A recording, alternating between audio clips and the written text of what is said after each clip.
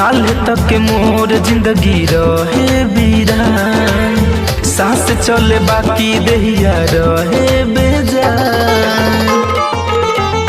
हो काल तक मोर जिंदगी रहे वीरान, सांस चले बाकी देहिया रहे बेजान। फेर से बात हरिहरा गईल, बहादुर लौट के आ गईल। चलो ना जई हो दिया दिलवा के, फेर से तू बुझा।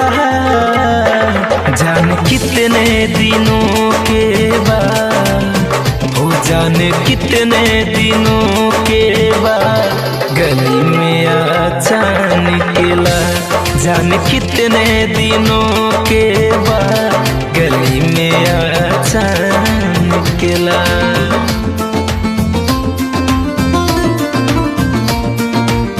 Music by Sheikh Manmohan.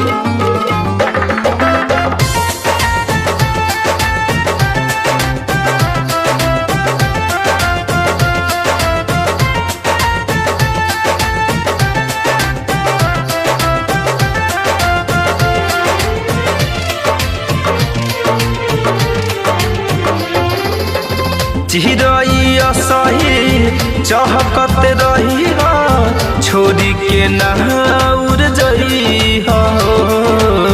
पहिले से हम टूटल बानी, साथ साथ जन्म लेनी भई हो।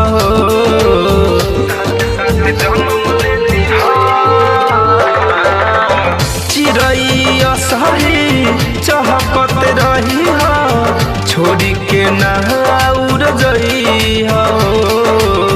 पहिले से हम टूटल बानी, साथ साथ जन्म लेनी भई हो। बहारू प्यार के मूरत, हमरा जिएला जरूरत। राखस राम जी सलामत हो, इहे करीले दुआ।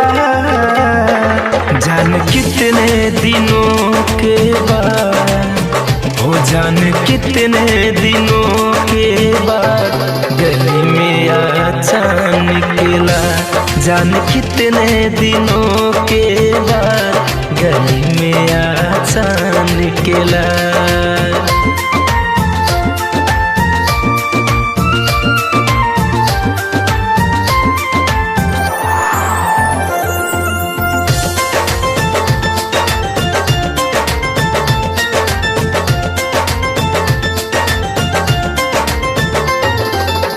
तोह के पावेला कहा बतला है, कितना बानी रात जागल हो।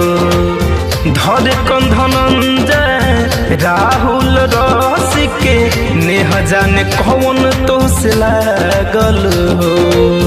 नेह जाने कौन तो से लागल।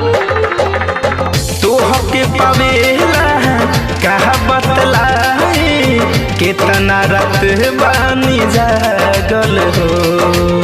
धर कंधनंजय शिव मन मोहि के, नेह जाने कौन तो से लागल हो।